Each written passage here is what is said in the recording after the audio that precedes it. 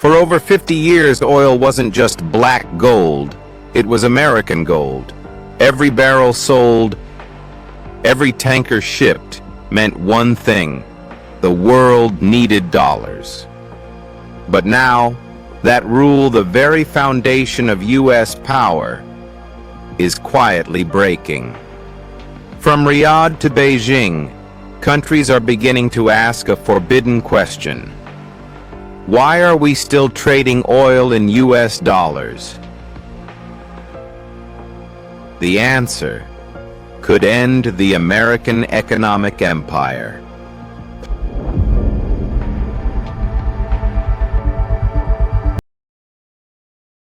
The birth of the petrodollar. It all started in the 1970s, after the U.S. left the gold standard. The dollar was collapsing, inflation was rising, and Washington needed a new anchor. So in 1974, a secret deal was signed between America and Saudi Arabia. The deal was simple, but genius. Every barrel of Saudi oil would be sold only in U.S. dollars. In return, the U.S. would protect the Saudi kingdom, militarily and politically.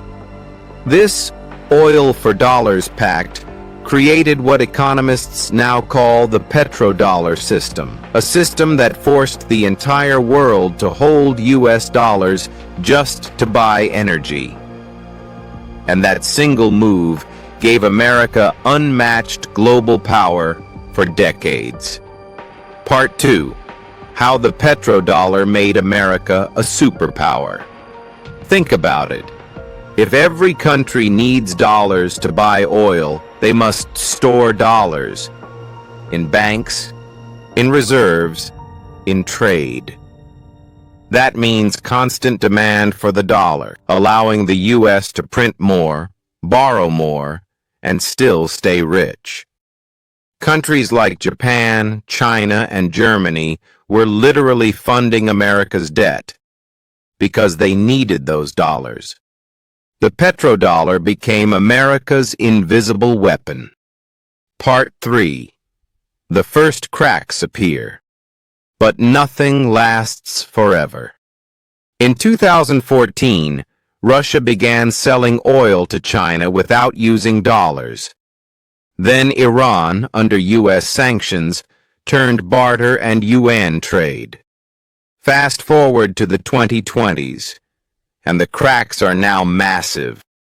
Today, China buys over 25% of Saudi oil, and it's pushing Riyadh to accept yuan. Russia already sells its crude in yuan. Even countries like India, Brazil, and the UAE are experimenting with non-dollar oil deals. The petrodollar is bleeding, and the world is watching quietly. Part 4. The rise of the petro-yuan.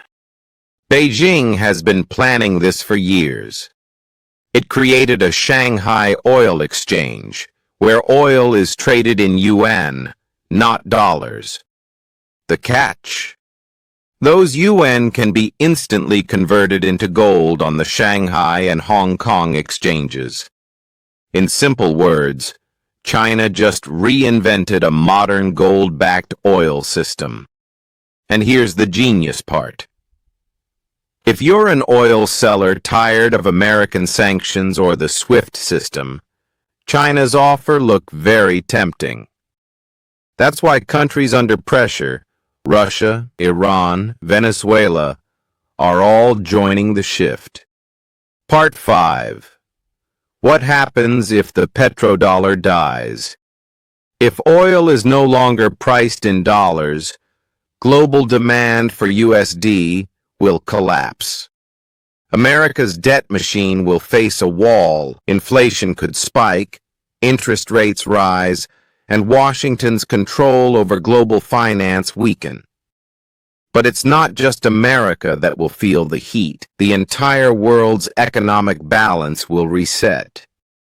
The next decade could mark the end of dollar supremacy and the beginning of a multipolar financial world. The petrodollar once made America untouchable. But today, as oil begins to flow in new currencies, one question defines the future. When the world stops needing dollars, what will America do? This was ExplainiaHub, simplifying global shifts, one story at a time. Don't forget to subscribe and watch our next episode.